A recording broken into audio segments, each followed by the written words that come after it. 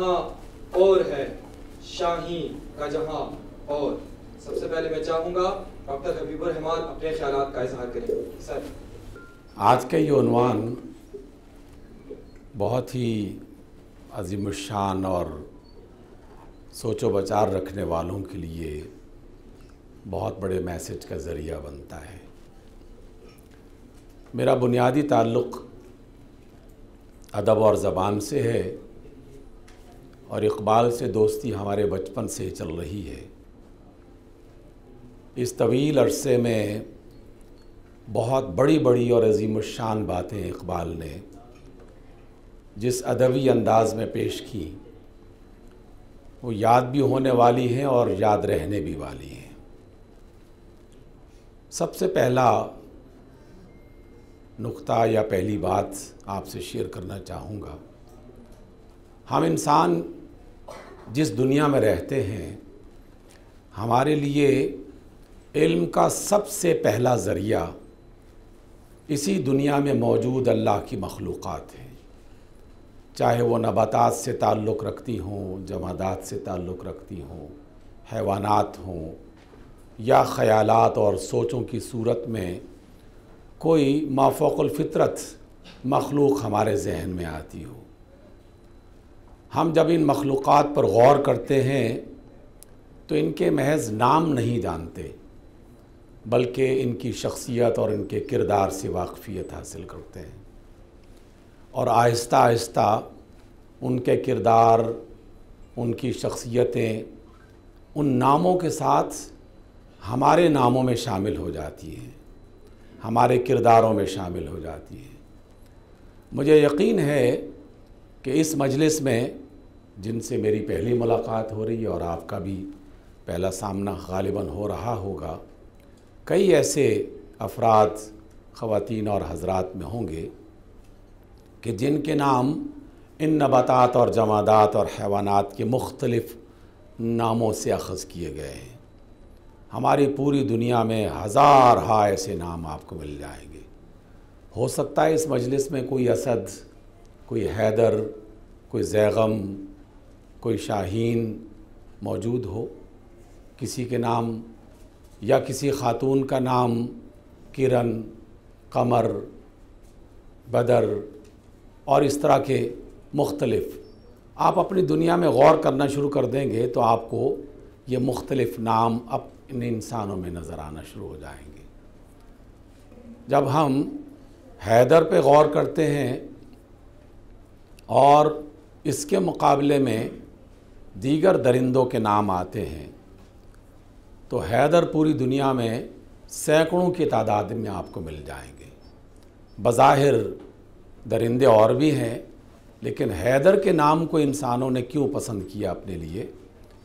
इसलिए कि वो एक बहादुर, जफाकश और दीगर बहुत सारी खूबियों का मालिक है। क्योंकि वक्त की किल्लत है, मैं सिर्फ इशारा देना चाहता हूँ। दुनिया के एक बहुत बड़ा रेसलर है जिसका नाम रॉक है और रॉक चट्टान को कहा जाता है।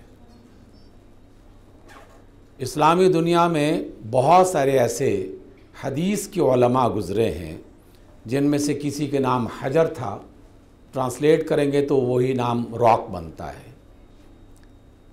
और इसी तरीक़े से हम जब मुख्तलिफ़ नाम अपने लिए इस्तेमाल करते हैं या अपनी ज़बान में इस्तेमाल करते हैं तो दर हकीकत वो उसकी शख्सियत और किरदार का एक तारुफ़ हुआ करता है। इक़बाल ने दो परिंदों को देखा, दोनों का मवाजना किया और ये दूसरी खूबी है जिसकी तरफ मैं आपको मुतवज्जे करता हूँ कि इंसान की ये फ़ितरत है कि जब भी वो कोई चीज़ देखे, कोई चीज़ लेना चाहे, कोई इख्तियार करना चाहे तो कंपेयर करने का जज्बा एक नेचुरली उसके अंदर से पैदा होता है। बाज़ार से आप कोई चीज़ ख़रीदना चाहें, मुख्तलिफ़ चीज़ों में मुवाज़ना करते हैं, कंपैरिज़न के बाद जो बेहतर हो, जो अच्छी हो, उसे इख्तियार कर लेते हैं। अफराद के साथ मिलते हैं, दो चार मुलाकातों में अंदाज़ा हो जाता है कि हाँ इसके साथ दोस्ती हो सकती है, इसके साथ दोस्ती नहीं होनी चाहिए। तो कंपैरिज़न और अल्लाह की इस मखलूक़ में مختلف چیزوں پر غور کرنے کا جذبہ یہ اللہ تعالیٰ نے ہمارے اندر خود سے رکھا ہوا ہے، اور اسی وجہ سے قرآن مجید میں بھی اس طرح کی آیات ہمیں نظر آتی ہیں۔ اللہ رب العزت فرماتے ہیں کہ هل يستوي الذين يعلمون والذين لا يعلمون، کیا وہ جو نہیں جانتے اور وہ جو جانتے ہیں دونوں برابر ہو سکتے ہیں؟ کبھی اللہ نے کہا هل يستوي الأعمى والبصير، کیا اندھا اور دیکھنے والا دونوں برابر ہو سکتے ہیں؟ کبھی کہا کہ کیا دھوپ اور سایہ برابر ہو سکتے ہیں؟ کبھی فرمایا کہ کیا رات اور دن برابر ہو سکتے ہیں؟ اس طرح مختلف چیزوں کو کمپیریزن کرنے کا ہمیں ایک گویا کہ توجہ دلائی کہ تمہیں اپنی زندگی میں جو کمپیئر کرنا ہے تو ان چیزوں کے بارے میں بھی سوچنا ہے۔ اقبال نے بھی دو پرندوں کا ذکر کیا، ایک شاہین اور ایک کرگس۔ کرگس ایک ایسا پرندہ ہے جو اگرچہ بلند پرواز ہے، دور دراز کی مسافتیں وہ طے کرتا ہے اور سینکڑوں ہزاروں کلومیٹر کی وہ سفر کرتا رہتا ہے، لیکن جب وہ زمین کی طرف دیکھتا ہے تو ہمیشہ مردار دیکھتا ہے، مردار تلاش کرتا ہے، مرے ہوئے جانور، اور پھر وہاں سے وہ اپنا رزق، اپنی خوراک حاصل کرتا ہے۔ ایک بدبودار پرندہ اور ایک انتہائی مکروہ قسم کا کہ آپ اسے دیکھیں تو کم از کم کوئی بھی شخص اس گدھ کو اپنے لیے پسندیدہ پرندے کے طور پر پسند نہ کرے، اس کی شکل و شباہت کے اعتبار سے بھی اور اس کے کردار اور شخصیت کے اعتبار سے بھی۔ گندگی پسند، مردار کھانے والا اور اس طرح کے دیگر کام وہ کرتا ہے۔ اس کے مقابلے میں شاہین، اقبال نے اس کو اپنے لیے پسند کیا، جو بلند پرواز تو ہے لیکن ہمیشہ ایسے مقامات پر ڈیرا بناتا ہے جو انتہائی خوشگوار، بلند و بالا پہاڑیاں، جیسے ابھی ایک نوجوان نے کچھ دیر پہلے نظم پڑھی تھی اقبال کے خواب کی صورت میں، وہ جو وادیوں میں اور چٹانوں میں اور چشموں کے درمیان میں رہنا پسند کرتا ہے، تو اقبال ایسی خوبصورت وادیوں میں خود بھی گھوما کرتا تھا اور اس کا پسندیدہ شاہین بھی انہی علاقوں میں رہتا ہے۔ اور شاہین کی دوسری بڑی خوبی کہ اپنا شکار خود کرتا ہے، اور اقبال نے یہ والا میسج کئی اور بھی مقامات پر دیا، اپنی دنیا آپ پیدا کر اگر زندوں میں ہے، یعنی دوسروں کی بنائی ہوئی چیزوں پر اعتماد کرنا اور اسے استعمال کرنا اس اجازت ہے، لیکن زیادہ بہتر یہ ہے کہ اپنی دنیا خود سے تخلیق کی جائے۔ تو اس اعتبار سے یہ شاہین اور کرگس دو شخصیات، دو کردار اور دو مثالیں ہیں جس کی بنا پر ہم انسان ان دونوں میں سے کسی ایک رویے کو، کسی ایک شخصیت کو اختیار کر سکتے ہیں۔ آقا رحمت علیہ السلام کی بھی چند ایک باتیں اس کے ساتھ شامل کر کے پھر ابو سعد کو بھی اس میں شامل کرتے ہیں اور اس گفتگو کو آگے بڑھائیں گے۔ آقا رحمت علیہ السلام نے مادی دنیا اور روحانی دنیا کا ایک خاص انداز میں تعارف کروایا ہے جو دیگر مقامات پہ شاید ہی آپ کو ملے۔ مثلا ہم سب جانتے ہیں کہ جھوٹ بری چیز ہے اور گالی دینا بری چیز ہے، چوری کرنا بری چیز ہے، قتل و غارت گری اور فساد مچانا بری چیز ہے، لیکن رسول اللہ صلی اللہ علیہ وسلم نے اس برائی کو بدبو کے ساتھ مشابہت دیتے ہوئے اس کا تعارف کروایا۔ آپ نے فرمایا کہ جب کوئی شخص جھوٹ بولتا ہے تو اس کے منہ سے ایک گندی بدبو نکلتی ہے، ویسے تو بدبو ہی گندی ہوتی ہے، لیکن ایک ایسی بو نکلتی ہے جو انتہائی مکروہ قسم کی، اور انسان کے دونوں طرف جو فرشتے اس کے آس پاس ہوتے ہیں وہ اس بو کو محسوس کرتے ہیں اور تین تین کوس دور بھاگتے ہوئے اس پر لعنت ملامت کرتے ہیں کہ کیسا غلیظ آدمی ہے، کیسا بدبودار انسان ہے کہ اس نے گالی دی، اس نے جھوٹ بولا، اس نے بددیانتی کی۔ تو یہ جو مختلف قسم کے گناہ ہمیں نظر آتے ہیں، حقیقت میں ان کا بھی ایک جسم ہے اور وہ جسم بدبودار ہوتا ہے۔ اب اس بدبو کو گدھ کے ساتھ کمپیئر کر کے دیکھیں تو گدھ جیسے غلط مختلف مقامات پہ جاتا ہے، خراب مقامات پہ جاتا ہے، بدبودار مقامات پہ جاتا ہے، انسان کے کردار بھی اسی طرح اس کی شخصیت کو یا خوشبودار بنا دیتے ہیں یا بدبودار بناتے ہیں۔ ایک آخری مثال رسول اللہ صلی اللہ علیہ وسلم کی، پھر ابو سعد سے گزارش کریں گے۔ آپ علیہ السلام نے فرمایا ایک مومن اور اچھا آدمی، اس کی مثال ایسی ہے کہ جیسے کوئی خوشبو بیچنے والا، عطر فروش، آپ اس سے عطر نہ بھی خریدیں تو اس کے پاس سے گزریں گے یا بیٹھیں گے تو وہاں سے تمہیں خوشبو ملے گی، اور وہ شخص جو اس کے مقابلے میں ہے وہ آگ کی بھٹی جھونکنے والا ہے، جو کسی بھی چیز کو گلانے کے لیے یا پکانے کے لیے آگ جلاتا ہے اور اس میں ہوا بھرتا ہے تاکہ اس کی چنگاریاں بھی اڑیں اور وہ تیز ہو جائے۔ آپ نے فرمایا کہ اس شخص کے آپ اس سے کوئی چیز براہ راست نقصان کی نہ بھی اٹھائیں، یعنی اس نے براہ راست آپ کو تکلیف نہیں بھی دی، تب بھی اس کا دھواں اور آگ کی چنگاریاں وہ یقیناً تمہیں کچھ نہ کچھ نقصان ضرور پہنچائیں گی۔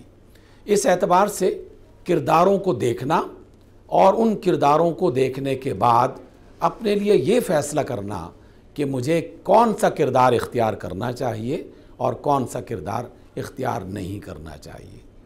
بہت سے لوگوں نے، مفسرین نے سورۃ الفاتحہ کی آخری 2 آیتوں کی تفسیر میں ایک بات بیان کی ہے کہ اللہ تعالیٰ سے جب دعا کی جاتی ہے کہ اللہ ہمیں ان لوگوں کے راستے پر نہ چلا جن پر تیرا غضب ہوا ہے اور نہ گمراہوں کے راستے پر، تو وہ مثالیں بیان کرتے ہیں کہ اللہ کا غضب کن پہ ہوا؟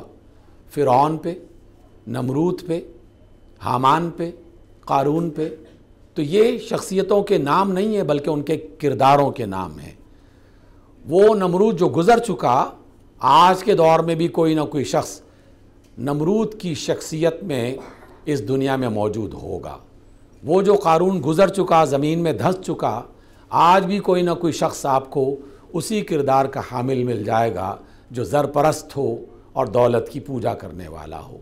وہ جو حامان جو مر چکا، آج کے دور میں بھی ایسے حامان مل جائیں گے جو وقت کے فرعونوں کو غلط مشورے دے کر غلط راہوں پہ چلانے والے ہوں گے۔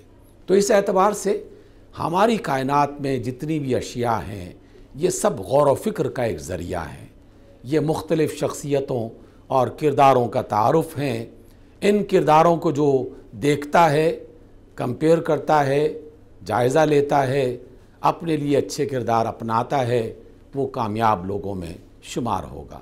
جو نہیں دیکھتا وہ بھی ناکام ہوگا، اور دیکھنے کے بعد جو برے کرداروں کو اپنے لیے اپناتا ہے وہ ناکام لوگوں میں شمار ہوگا۔ تو یہ ایک ابتدائی تعارف ہے۔ ویسے بہت ساری باتیں انشاءاللہ آپ کے ساتھ کی جا سکتی ہیں اور آئندہ ہوتی رہیں گی۔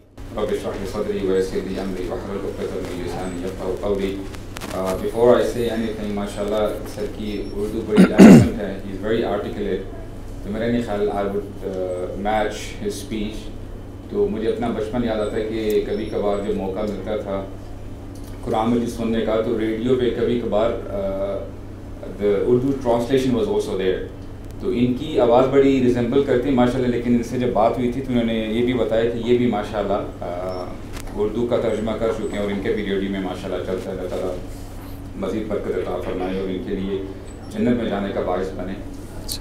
Just few points inshallah I would like to add in this regard is کہ دیکھیں پہلے تو ہم یہ دیکھیں سمجھیں کہ what changed علامہ اقبال, کیا چینج تھا, کیا فکر تھی جو علامہ اقبال جب جاتے ہیں ویسٹرن کنٹری جاتے ہیں اور جب وہ سارا ماحول اور معاشرہ دیکھتے ہیں, وہ ایلیمنٹ کیا تھا, وہ کیا وے آف لائف تھا جنہوں نے علامہ اقبال کو چینج کیا, وہ اسلام تھا.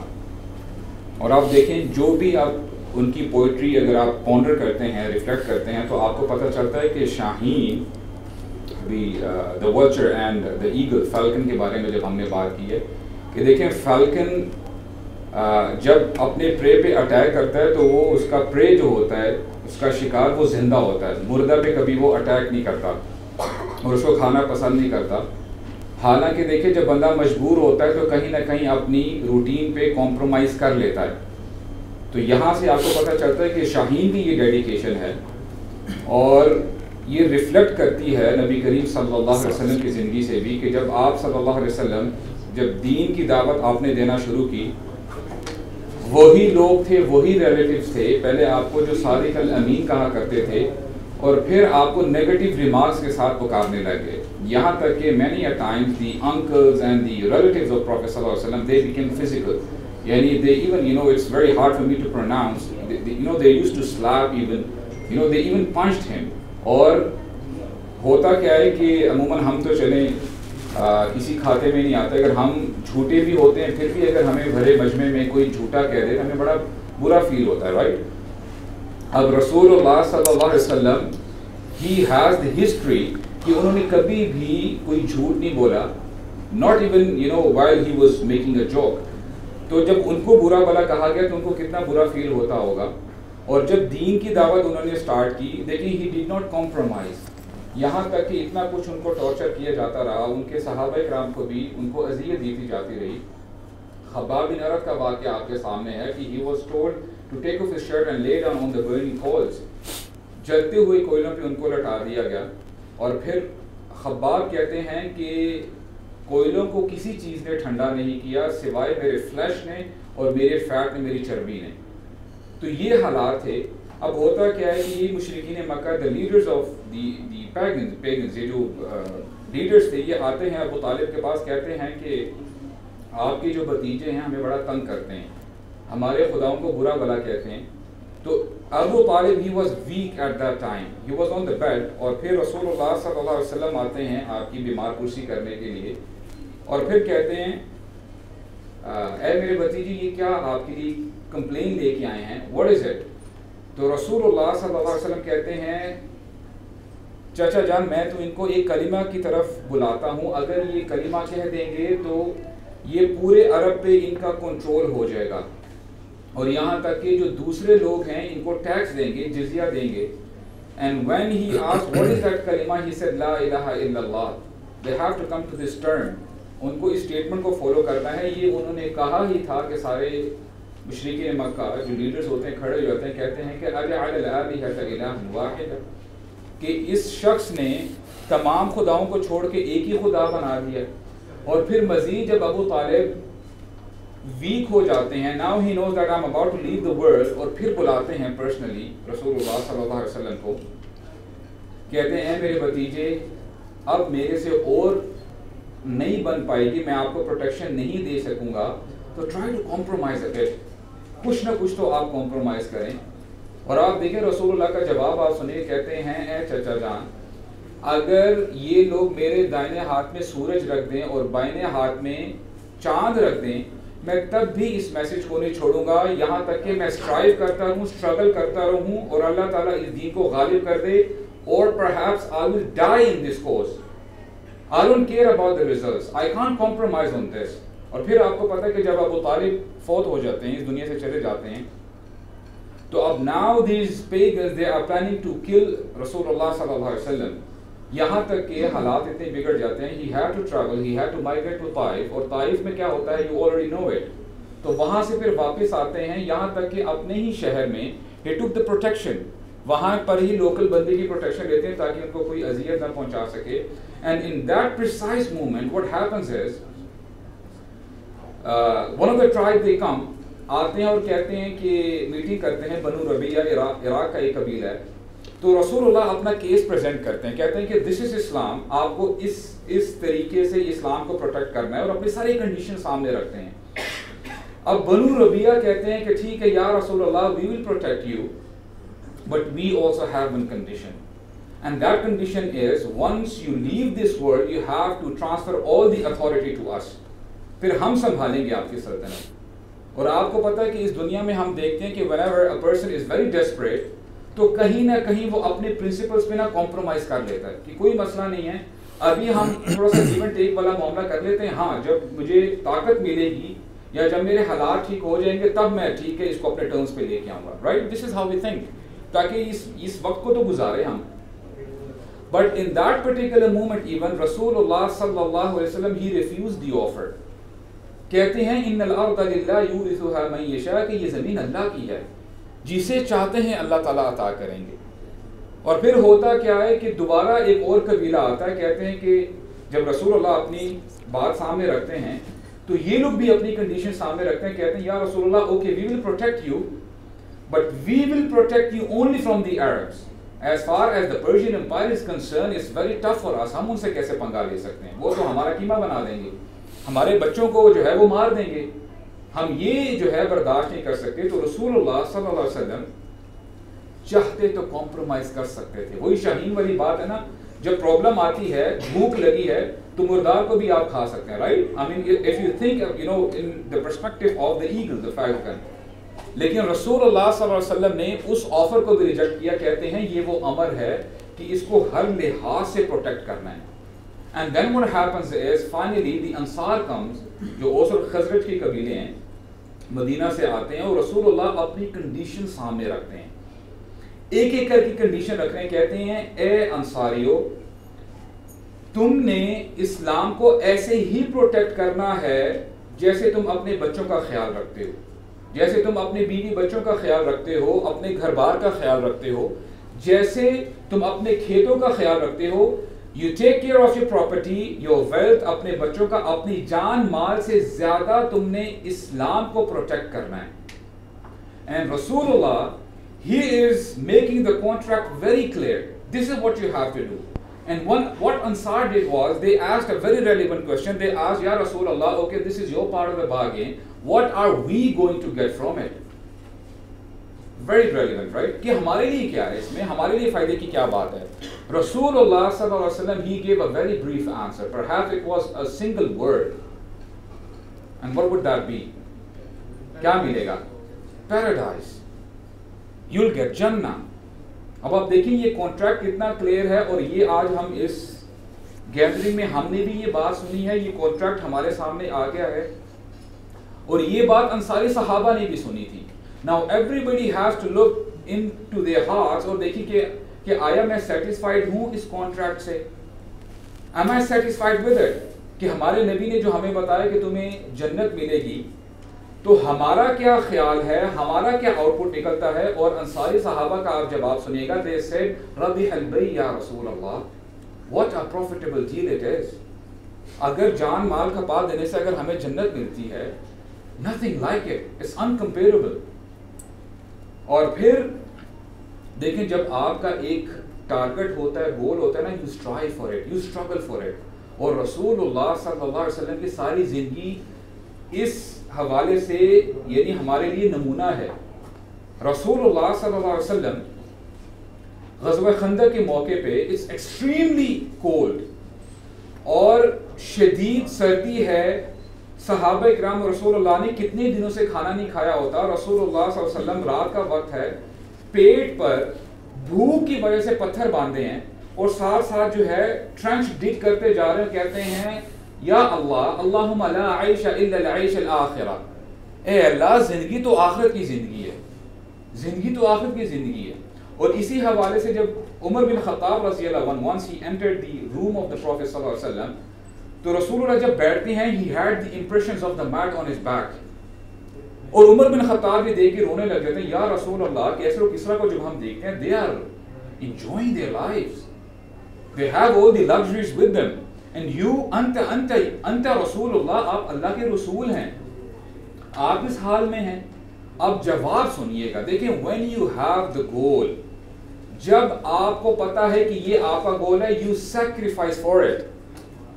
تو رسول اللہ نے کیا کہا, یبن خطاب اما ترضى ان تکون لهم الدنیا ولنا الآخرہ, کیا تم راضی نہیں ہو اس بات پہ کہ ان کے لیے تو یہ دنیا ہو اور ہمارے لیے آخرت ہو. اور پھر کہتے ہیں یبن خطاب افی شک انت, کیا تمہیں شک تو نہیں ہے, کہ تم کسی شک میں ڈاؤٹ میں تو نہیں پڑ گئے. اب یہی لائف سٹائل صحابہ اکرام کا بھی تھا. تو انشاءاللہ میں اپنی بات کو جو ہے اتنا پرولونگ نہیں کرتا. دیکھیں when you have a higher goal, جو آپ کے سامنے گول ہوتا ہے نا, you make sacrifice for that. Definitely اب آپ کے مثال کے طور پہ آپ جو یہاں پہ پڑھتے ہیں, آپ کسی نہ کسی مائنڈ سیٹ سے یہاں پہ آئے ہیں کہ اچھا یار اس کالج کی یا اس یونیورسٹی کی ڈگری اچھی ہے, if I finish this degree پھر مجھے فلاں جگہ میں جاب مل جائے گی, اور maybe I can have a good fortune, or perhaps I can have a good future. आपके plans are right, and for that you make sacrifice. راتوں کو آپ اٹھ کے پڑھتے بھی ہیں.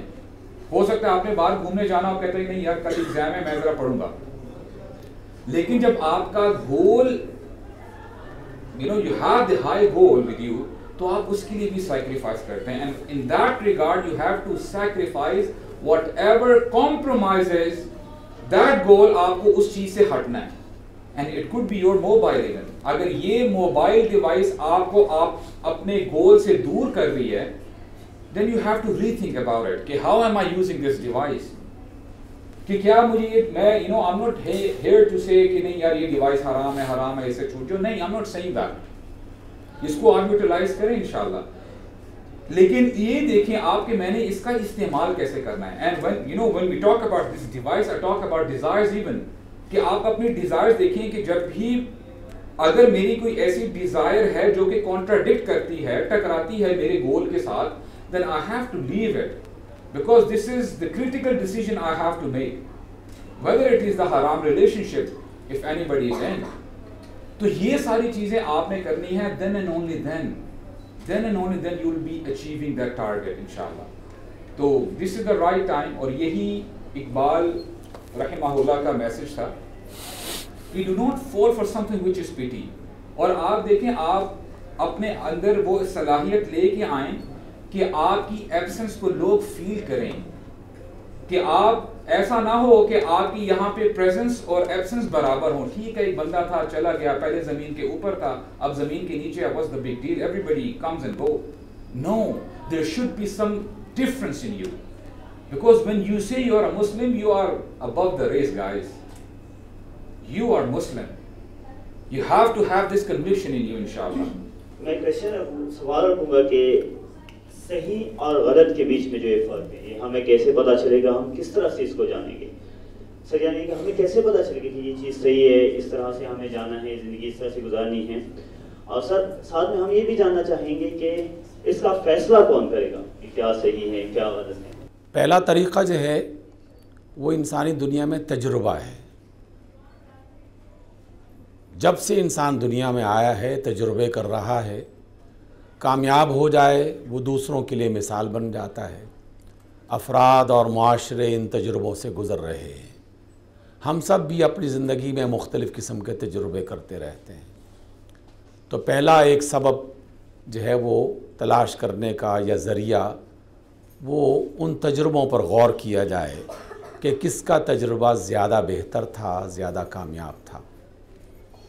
بہت ساری مثالیں دی جا سکتی ہیں, لیکن صرف ایک مثال جو ہماری دنیا میں, آپ پاکستان میں رہتے ہیں, یونیورسٹیاں اور اس جیسی بعض عمارتیں اور مقامات صاف ستھرے ایک سسٹمیٹک طریقے سے بنائے گئے, صفائی کا اہتمام کیا جاتا ہے. لیکن ہم سب جانتے ہیں کہ جیسے ہم اپنے ادارے سے باہر جاتے ہیں تو ہماری گلیاں, ہمارے گاؤں, ہمارے شہر, ہماری بستیاں, ہمارے آس پاس کے دیگر مقامات کس طرح کوڑے کرکٹ سے بھرے ہوتے ہیں.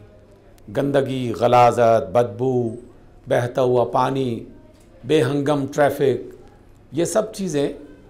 اور جو باہر جانے والا فرد ہے, جاپان چلے جائیں, مجھے اللہ تعالیٰ نے کئی مرتبہ موقع دیا, تو پہلا قدم رکھتے ہی بندے کو فرق نظر آ جاتا ہے کہ جہاں سے میں آیا ہوں اور جہاں پہنچا ہوں ان دونوں بستیوں میں کیا بنیادی فرق ہے.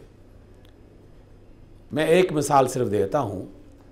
ہم اس سمندر کے کنارے گئے جہاں سونامی آیا تھا. ایک پاکستانی ہمیں وہاں لے کے گیا اور کہا کہ جب سونامی آیا تھا تو میں اس سڑک پہ گزر رہا تھا. سونامی کا مطلب کیا ہے, آپ تصور میں لے کے آئیے کہ ایک سمندر ہے بھپرا ہوا اور اس کی طوفانی موجیں جو ہیں وہ اس قدر تیز رفتار ہیں کہ بے شمار چیزوں کو اس نے اڑا کے رکھ دیا, زمین کے جزیروں کے نگل گئے. کہتے ہیں کہ لہریں پیچھے سے آ رہی تھیں اور ہم ایک بڑی تعداد میں اس سڑک پہ بھاگ رہے تھے اپنی جان بچانے کے لیے. اس موقع پر بھی کوئی شخص جو جاپانی ہو اور اگر وہ سڑک کے دو کنارے ہیں, دو اطراف ہیں, اس کی دو لینز ہیں, تو اس میں اگر کوئی رائٹ لین پہ جا کے بھاگنا شروع کرتا تو دیگر لوگ اسے پکڑ کے اپنی لین میں لے آتے اور کہتے کہ یہ جانے والی لین ہے اور یہ بھاگنے والی لین ہے۔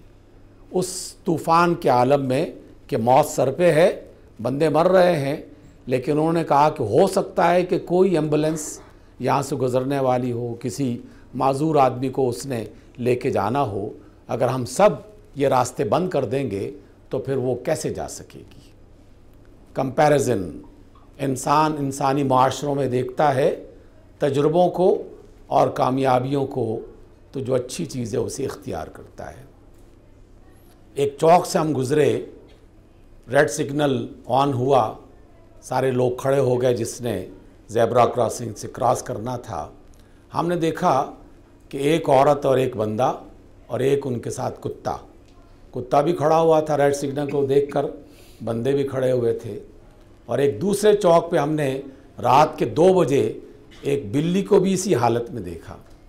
میں نے ایک یونیورسٹی میں ذکر کیا کہ میں نے جاپان میں کتے اور بلیوں کو بھی ٹریفک سگنلز کا لحاظ کرتے ہوئے دیکھا ہے۔ تو ایک نوجوان نے کہا کہ ہم کوئی کتے بلیاں ہیں۔ دیکھنے کا انداز بدلا جا سکتا ہے اور بہتر بھی بنایا جا سکتا ہے۔ ابو سعد نے بھی یہی بات کہی۔ دوسرا طریقہ جو ہے ان تجربوں کے ساتھ وہ ہے کہ ہم بڑے لوگوں کی باتیں پڑھیں، جیسے ابو سعد نے رسول اللہ صلی اللہ علیہ وسلم کی مختلف باتیں بیان کی۔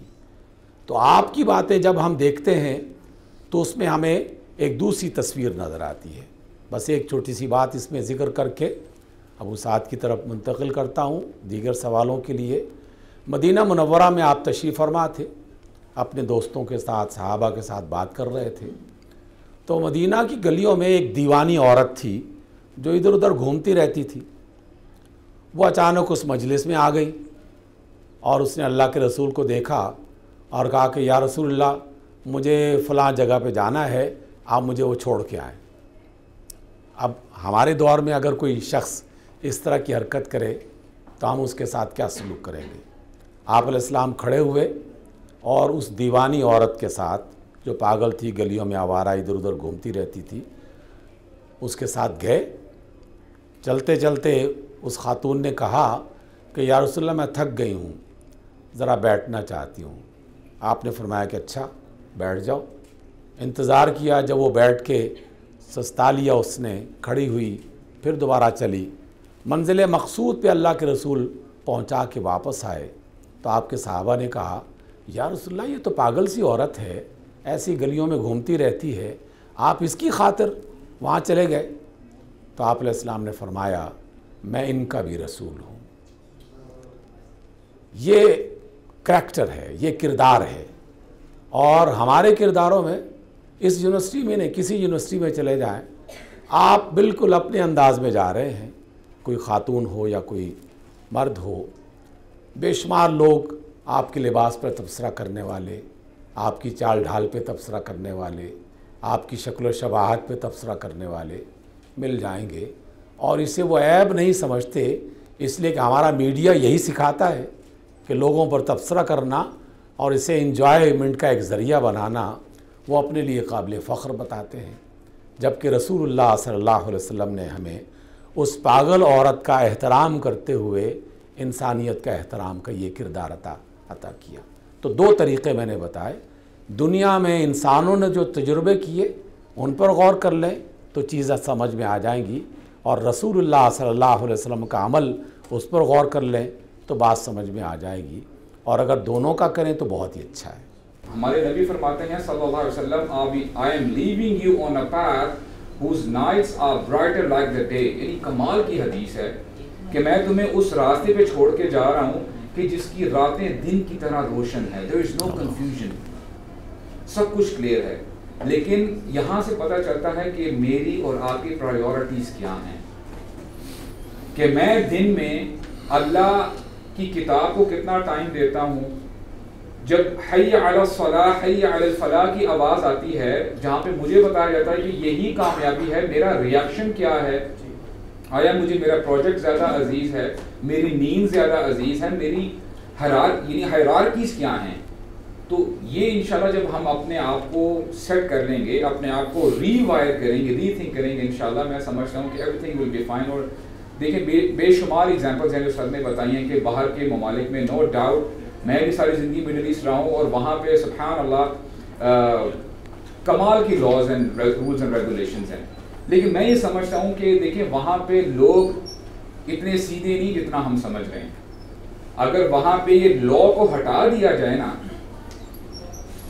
پھر کانسیکوینسز ہو سکتا ہے پاکستان سے بھی وہ گئے گزرے ہوں. ان کو لوگوں کو رو کے رکھا ہی ان کے لا نے ہے. ہمارے ہاں المیہ یہ ہے کہ لا نہیں ہے, دیٹ از اے ریزن ہم گرین سگنل ہے, ریڈ سگنل ہے دیکھتے نہیں ہیں. تو انشاءاللہ میں یہ سمجھتا ہوں لا یعنی مضبوط ہے نہیں ہے, انشاءاللہ ہم اپنے کریکٹر سے ثابت کریں انشاءاللہ, بیکاز وی آر مسلمس. ہمیں اگر کوئی دوسرا بندہ نہیں دیکھ رہا تو اللہ تعالیٰ تو ہمیں دیکھ رہے ہیں نا. اللہ تعالیٰ نے تو ہمیں نارمز اور پورے جو ڈیکورم دیا ہوا ہے ہمارے سامنے کلیئر کٹ ہے انشاءاللہ.